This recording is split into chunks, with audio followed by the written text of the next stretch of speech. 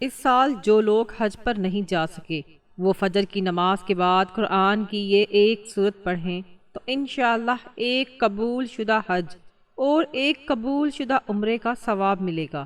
سارے گناہ معاف ہو جائیں گے اور اللہ پاک ان کے لیے جنت میں ایک شاندار محل بنوائے گا۔ وہ بابرکت صورت یہ ہے۔ بسم اللہ الرحمن الرحیم۔ ناظرین اکرام، یقیناً حج بیت اللہ کی سعادت انسان کی زندگی کی سب سے بڑی سعادت ہے، لیکن ہر کسی کو یہ سعادت نصیب نہیں ہوتی۔ جو لوگ اس سال اس سعادت سے محروم ہیں تو ان کے لیے قرآن پاک کی ایک ایسی صورت اور ایک ایسا شاندار عمل بتائیں گے کہ وہ ہر روز ایک مقبول حج اور ایک مقبول عمرے کا ثواب حاصل کریں گے، اور ساتھ ہی ان کے پچھلے تمام گناہ معاف ہو جائیں گے، اور اللہ تعالیٰ جنت میں ایک شاندار محل بھی عطا فرمائے گا۔ یاد رہے کہ یہ سارا عمل نبی کریم صلی اللہ علیہ وآلہ وسلم کی حدیث سے ثابت ہے، اور تمام مکاتب فکر میں اس کی عظمت و فضیلت مانی جاتی ہے۔ ناظرین کرام، یہ ہجرت کا دوسرا سال تھا۔ اس سال 9 ذی الحج جمعہ کا دن تھا۔ عرفات کے میدان میں صحابہ کرام کا اجتماع تھا۔ آج میدان عرفات ایک ایسا منظر دیکھ رہا تھا جو عظمت، تقوی، جلالت اور شان سے بھرپور تھا۔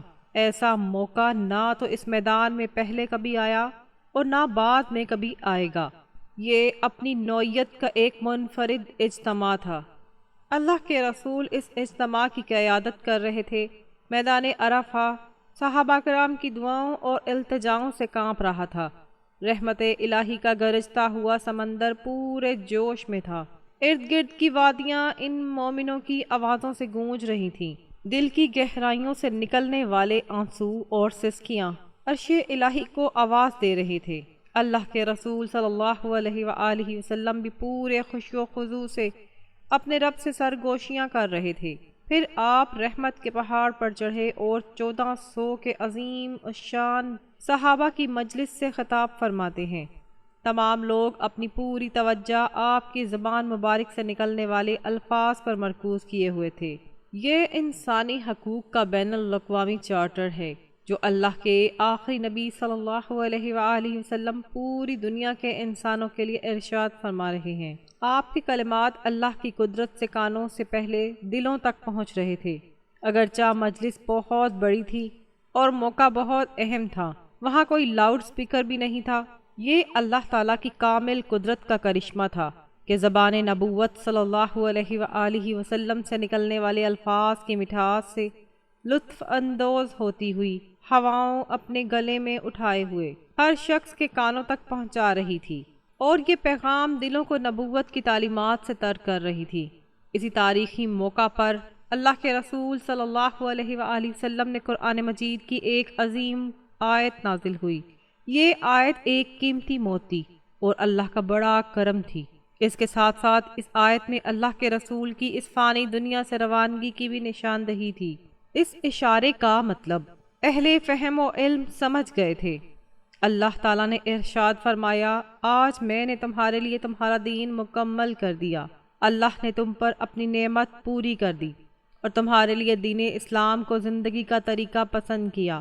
یہ آیت شریف سن کر فاروق امت عمر ابن خطاب رضی اللہ تعالیٰ عنہ شدت سے جذباتی ہو جاتے ہیں۔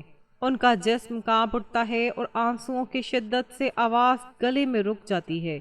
ان کے آنسو رکنے کا نام نہیں لے رہے۔ حیرت کی بات یہ ہے کہ اللہ کے اس عظیم احسان اور مسلمانوں کے لیے خوشخبری سے بھرپور آیت سن کر عمر فاروق رضی اللہ تعالیٰ عنہ نے رونا شروع کر دیا۔ اس آیت میں رونے والی کون سی بات ہے؟ رسول کریم صلی اللہ علیہ وآلہ وسلم آہستہ آہستہ اپنے ساتھی عمر کو سمجھاتے ہیں کہ تمہیں کس چیز نے رلا دیا۔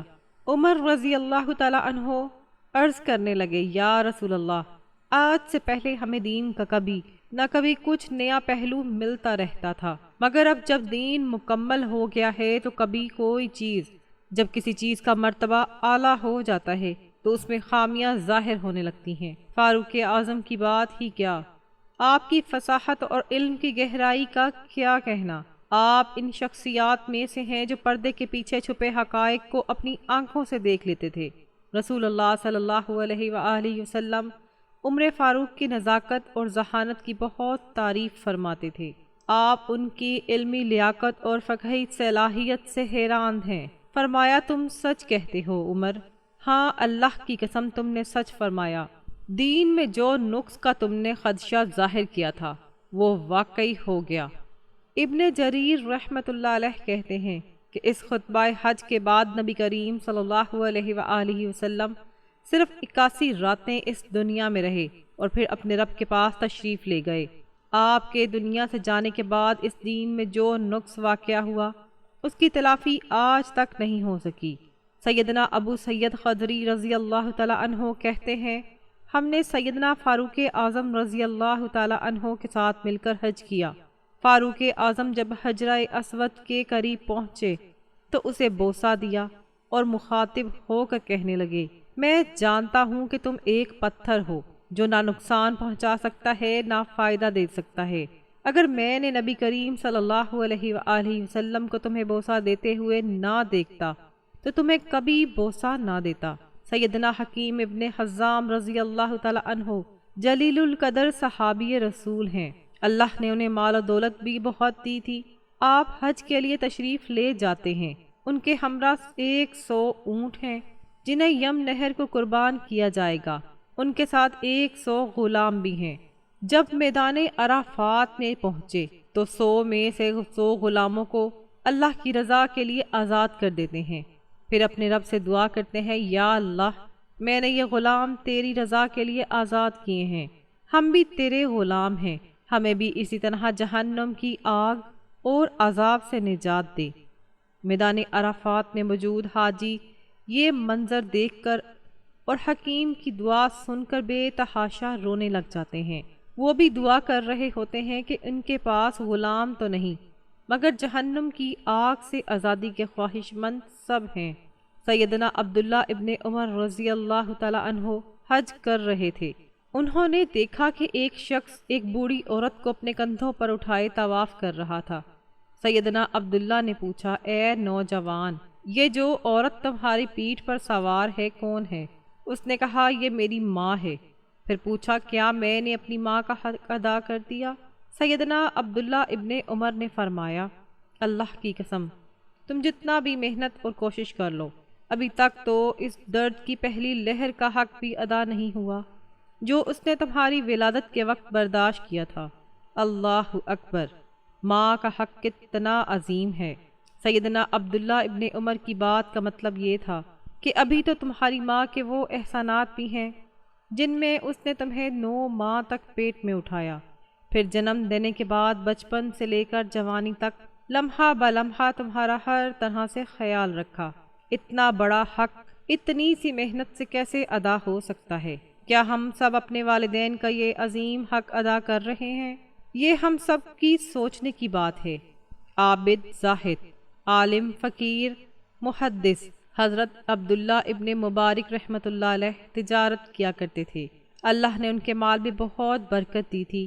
یہ اکثر زیادہ تر حج کے لیے جاتے تھے۔ جب بھی آپ حج کے سفر کا ارادہ کرتے تو مرو شہر میں رہنے والے ان کے رشتہ دار اور دوست ان کی خدمت میں حاضر ہوتے اور درخواست کرتے شیخ محترم ہمیں بھی اپنے قافلے میں شامل کر لیجئے، ہم آپ کی رفاقت میں حج کرنا چاہتے ہیں۔ حضرت عبداللہ رضی اللہ تعالی عنہ فرماتے ہر ایک اپنا اپنا خرچہ لے آؤ۔ وہ سارے راستے کا خرچ لاتے تو وہ رقم لے کر ایک صندوق میں بند کر دیتے اور صندوق کو تالا لگا دیتے۔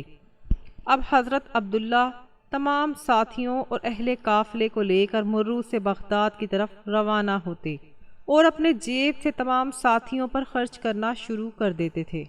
راستے بھر انہیں بہترین اور اعلیٰ قسم کا کھانا کھلاتے، بغداد پہنچ کر سب کے لیے بہترین کپڑے خریدتے اور انہیں خوبصورت لباس پہناتے۔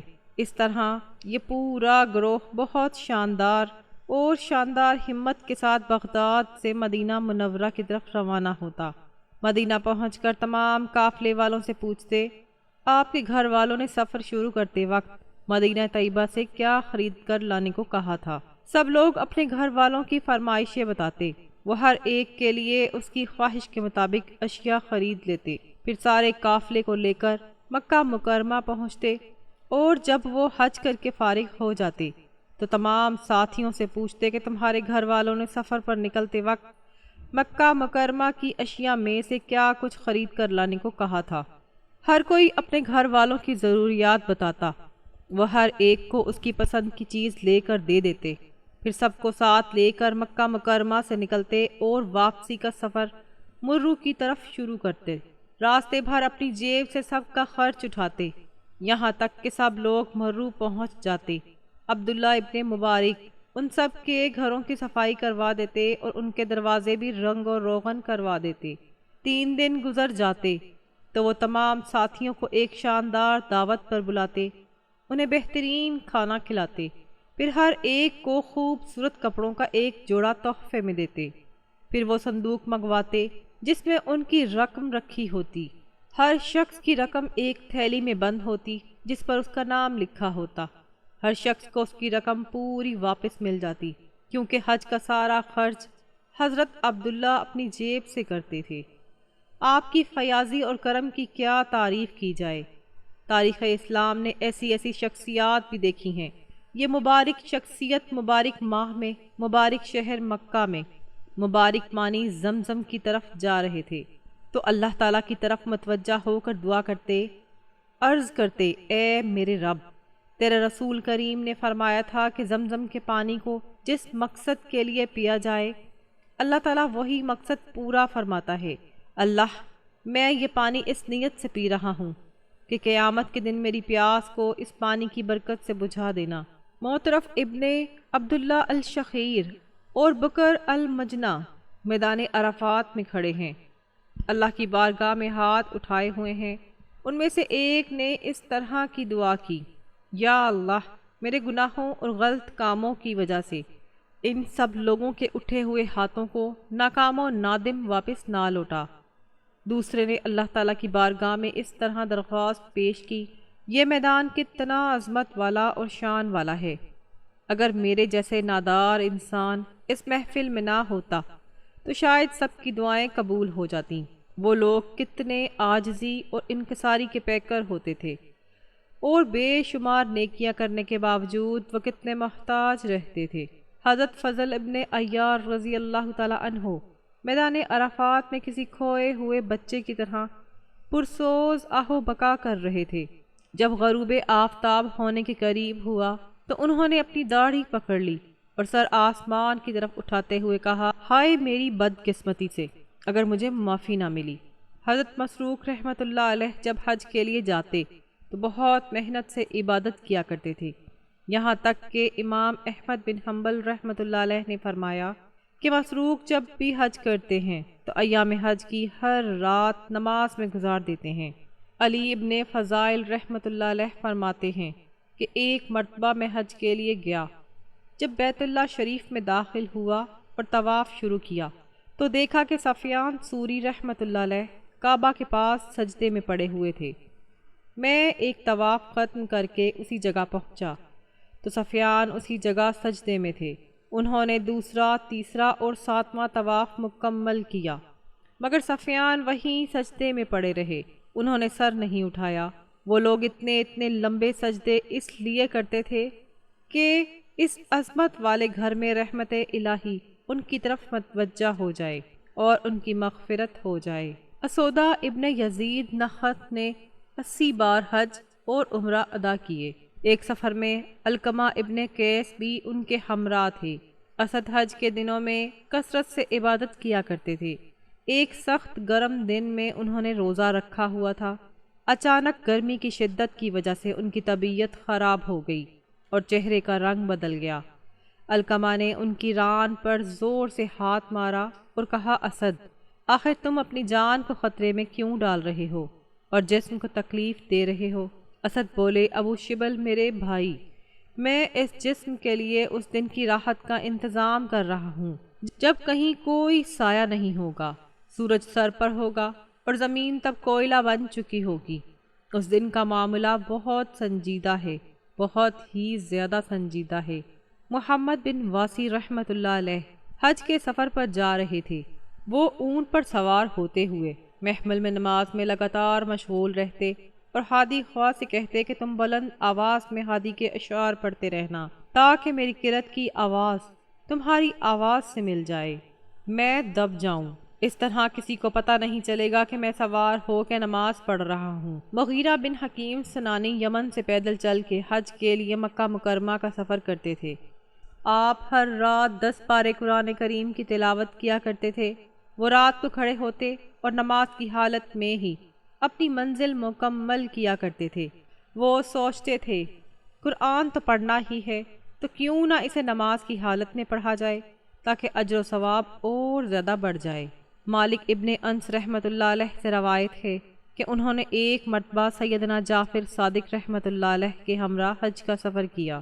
سیدنا جعفر جب تکبیر کہنے کا ارادہ کرتے تو ان پر شدید خوف اور دھڑکنے لگتی اور ان کے چہرے کا رنگ بدل جاتا۔ امام مالک پوچھتے آخر آپ کو مسئلہ درپیش کیا ہے؟ وہ فرماتے مجھے ڈر ہے کہ جب میں کہوں گا یا اللہ میں حاضر ہوں تو کہیں ادھر سے یہ آواز نہ آ جائے کہ تمہاری حاضری قبول نہیں۔ مجاہد رحمۃ اللہ علیہ کہتے ہیں میں نے ایک سال ارادہ کیا کہ مشہور جلیل القدر صحابی سیدنا عبداللہ ابن عمر کے ساتھ حج کو جاؤں تاکہ راستے میں ان کی خدمت کر سکوں، مگر جب میں ان کے ساتھ روانہ ہوا تو بجائے اس کے کہ میں ان کی خدمت کرتا الٹ آپ میری خدمت کرنے لگے اور پورا راستہ ہمارا اور ان کا یہی حال رہا۔ عبداللہ ابن دیار رحمۃ اللہ علیہ کہتے ہیں کہ میں ایک مرتبہ مکہ مکرمہ کے سفر میں سیدنا عبداللہ ابن عمر رضی اللہ تعالی عنہ کے ساتھ تھا۔ راستے میں آپ کی ملاقات ایک دیہاتی شخص سے ہوئی۔ سیدنا عبداللہ ابن عمر کے پاس سفر کے لیے ایک اونٹ تھا اور ساتھ میں ایک گدھا بھی تھا۔ عربوں کے یہاں رواج تھا کہ جب وہ اونٹ کی سواری سے تھک جاتے تو سفر میں خوشگوار تبدیلی کے لیے گدھے کی سواری کرتے تھے۔ اس دیہاتی نے آپ کو سلام کیا تو آپ نے جو عمامہ سر پر اڑا ہوا تھا وہ بھی اسے دے دیا اور وہ بھی دے دیا جو سواری کے لیے ساتھ رکھا ہوا تھا، اور کہتے ہیں کہ میں نے کہا اللہ آپ پر مہربانی فرمائے، یہ دیہاتی لوگ تو معمولی سی چیز لے کر بھی خوش ہو جاتے ہیں، آپ نے اتنی قیمتی اشیاء اس عربی کو دے دی۔ فرمایا اس کی ایک خاص وجہ ہے، یہ شخص میرے عزیز قدر والد سیدنا عمر ابن خطاب کا دوست تھا۔ میں نے اللہ کے رسول کو یہ فرماتے ہوئے سنا ہے کہ سب سے بڑی اور بہترین نیکی یہ ہے کہ آدمی اپنے والد کے دوستوں کے ساتھ حسن سلوک کرے۔ اللہ اکبر۔ یہ چند واقعات اللہ کے نیک اور مقرب بندوں کے حج کے دنوں میں آئے تھے۔ آئیے اب آپ کو ایک ایسا عمل بتاتے ہیں جو نبی کریم صلی اللہ علیہ وآلہ وسلم کی حدیث مبارکہ سے ثابت ہے، اور جو لوگ اس سال حج کی سعادت حاصل نہیں کر پائے وہ اللہ تعالیٰ سے دعا کرتے رہیں کہ اللہ تعالیٰ انہیں اگلے سال بیت اللہ کی زیارت نصیب فرمائے، اور ساتھ ہی نبی کریم صلی اللہ علیہ وآلہ وسلم کا یہ خاص عمل بھی کرتے رہیں تاکہ گھر بیٹھے بیٹھے انہیں قبول شدہ حج اور عمرے کا ثواب مل جائے، ان کے تمام گناہ معاف ہو جائیں اور اللہ سبحانہ و تعالیٰ ان کے لیے جنت میں ایک شاندار محل بھی بنائے۔ اب بتاؤ، نبی کریم صلی اللہ علیہ وآلہ وسلم نے فرمایا کہ جو شخص سورۃ اخلاص کی تلاوت کرتا ہے وہ اللہ کی رضا حاصل کر لیتا ہے۔ فرمایا جو شخص روزانہ صبح اور رات کو 10 مرتبہ سورۃ اخلاص کی تلاوت کرے اللہ تعالیٰ اس کے تمام پچھلے گناہوں کو معاف کر دیتا ہے اور جنت میں اس کے لیے ایک شاندار محل بھی بنا دیتا ہے۔ آپ صلی اللہ علیہ وآلہ وسلم نے فرمایا کہ فجر کی نماز کے فوراً بعد اٹھنے کی کوشش نہ کرو، بلکہ اس وقت تک اللہ کا ذکر کرتے رہو جب تک سورج نکل نہ جائے، پھر جب سورج نکل جائے تو اللہ کے حضور دعا کرو، نفل نماز ادا کرو، نفل نماز کے بعد اپنے روز مرہ کے کاموں میں لگ جاؤ۔ پھر جو شخص روزانہ یہ عمل کرتا ہے تو اللہ سبحانہ و تعالیٰ اس عمل کی برکت سے اسے ایک قبول شدہ حج اور ایک قبول شدہ عمرے کا ثواب دیتا ہے۔ ناظرین کرام، اس کا مکمل طریقہ یہ ہے کہ فجر کی نماز ادا کرنے کے بعد اسی جگہ بیٹھے بیٹھے 3 مرتبہ درود پاک پڑھیں درود ابراہیمی سب سے بہترین درود پاک ہے۔ ایک بار ثواب کی نیت سے میرے ساتھ بھی پڑھ لیجئے۔ اللہم صلی علی محمد و علی آل محمد کما صلیت علی ابراہیم و علی آل ابراہیم انک حمید مجید۔ اللہم بارک علی محمد و علی آل محمد کما بارکت علی ابراہیم وعلی آل ابراہیم انک حمید مجید۔ 3 بار درود ابراہیمی پڑھنے کے بعد پھر ایک بار اعوذ باللہ من الشیطان الرجیم اور ایک مرتبہ بسم اللہ الرحمن الرحیم پڑھیں۔ اس کے بعد 33 مرتبہ سبحان اللہ، 33 مرتبہ الحمدللہ اور 34 مرتبہ اللہ اکبر پڑھیں۔ پھر 10 مرتبہ نہایت خشوع و خضوع کے ساتھ سورۃ اخلاص کی تلاوت کریں۔ بسم اللہ الرحمن الرحیم، قل هو اللہ احد اللہ الصمد لم یلد ولم یولد ولم یکن لہ کفوا احد۔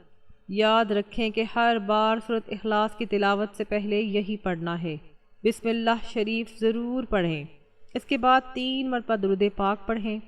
درود پاک پڑھنے کے بعد 2 رکعت نفلی نماز ادا کریں۔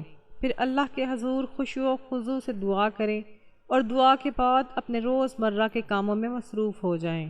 اس عمل کا اجر انشاءاللہ 1 مقبول حج اور 1 مقبول عمرے کے برابر ہے، اور یہ تمام پچھلے گناہوں سے معافی کا باعث ہے، جبکہ جنت میں ایک خوبصورت محل کی صورت میں عطا ہوگا۔ اللہ تعالیٰ سے دعا ہے کہ نیکی کی بات سننے، سمجھنے اور اس پر عمل کرنے کی طاقت اور توفیق عطا فرمائے۔ میرا سنانا اور آپ کا سننا اپنی عظیم الشان بارگاہ میں قبول و منظور فرمائے، آمین یا رب العالمین۔ معزز ناظرین، آپ سے گزارش ہے کہ نیچے کمنٹ باکس میں اللہ کا ایک خوبصورت نام ضرور لکھیں۔ جزاک اللہ خیراً کثیرا۔ اللہ ہم سب کا حامی و ناصر ہو۔